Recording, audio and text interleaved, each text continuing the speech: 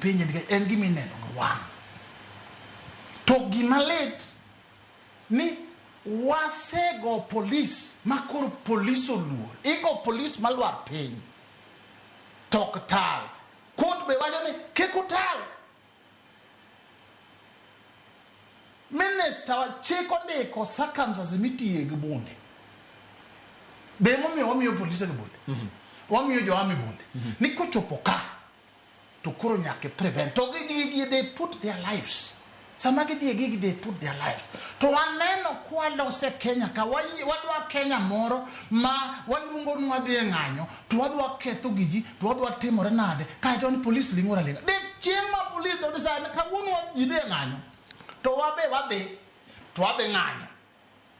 Eka ni yud ka Ramogi TV ka joma boko eru bochope get ka. To police man kagi be no ng'anyo. Kono ni police because you through no white make kwatal ngato wadiat omeya we have to change if we are going to make this country.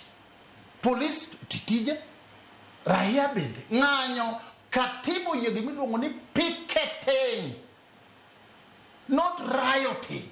To wan watimo rioting to wawacho go kisungu wawacho ni watimo picketing. Ko wewa ndi let us protect one another. Kata lende ina bungi ko kubilendo. Ka police minano mankadio minano mwachayo mwagi. One very few police compared to the population. Ka to matindo ben wadwan watuol wetigi. Yotura mailuongo ni njore. Ma next time kage chiko gini to ngamo chiko no indiko nyinge piny. To wananchi bende will have to arm themselves.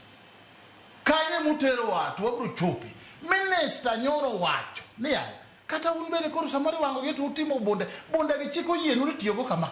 Koro jo spinners, spin factories. Oloko ni minister nyoro wacho ni shoot to kill. Shoot to kill. There's a difference between shoot to kill and use the gun to protect. Samiti yogo bonde okena na rungumisi. Ko mako agoki.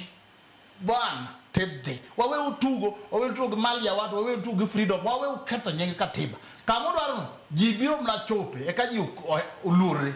Adwa penjo moro wakili kapoka udugo kumchance. Yes.